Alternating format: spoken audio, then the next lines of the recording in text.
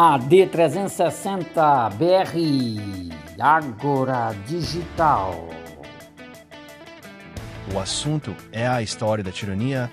O clima hoje é mesotérmico brando de 17 graus, com sol, mas parcialmente nublado. O assunto é o monstro do autoritarismo.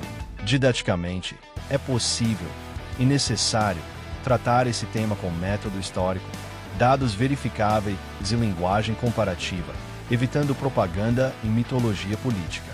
Se a proposta é mostrar em números, sem filtros, quem foram os grandes agentes de destruição, o caminho correto é, em primeiro lugar, definir critérios objetivos, como o número de mortes causadas por guerras iniciadas, falar das mortes por repressão interna, expurgos, campos, fomes induzidas, apontar os genocídios reconhecidos historicamente, não esquecer das populações deslocadas em fuga da guerra e da perseguição, dos estados destruídos, estações de energia, pontes, estradas, armazéns de alimento e combustível, águas envenenadas, guerra biológica, bombas atômicas e por aí em diante.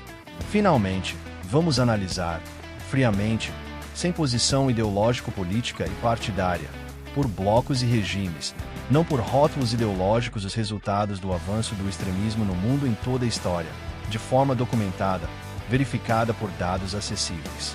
Entre eles estão os regimes autoritários. Dos regimes orientais do século XX, temos o pós-revolução russa com Stalin da antiga União Soviética, que provocou a morte de aproximadamente 15 a 20 milhões de pessoas. Depois, o surgimento de Mao Tse-tung, que fez grandes contribuições à China, mas levou a óbito cerca de próximos 45 a 70 milhões de pessoas.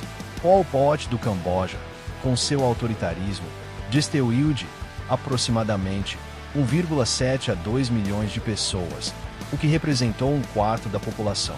Kim Il-sung, Kim Jong-il da Coreia do Norte, matou milhões por fome e campos de concentração e trabalhos forçados.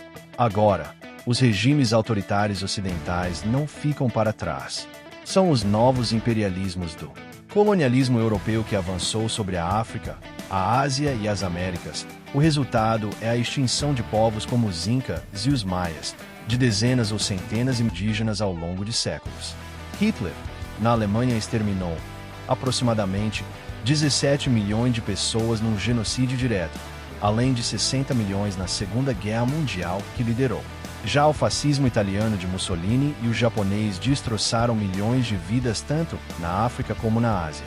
Além desses regimes autoritários, as intervenções militares de grandes potências no pós-1945 por petróleo, estratégia geopolítica, mercado, minerais, para mostrar poder bélico e supremacia global, avançaram e mataram muitos na Coreia, no Vietnã, no Iraque, Afeganistão, Líbia, etc.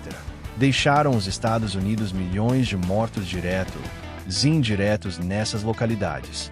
O AD360BR deve também mostrar que o padrão é estrutural, não cultural. Por exemplo, os maiores massacres não surgem de povos maus, mas da concentração absoluta de poder, do culto ao líder, da desumanização do inimigo, da supressão da liberdade de imprensa e de estatísticas reais, além de uma economia militarizada ou ideologia que se declara portadora do bem absoluto, da divinização do seu líder, o ungido, o escolhido, o abençoado, o iluminado de Deus. Misturam política com religião.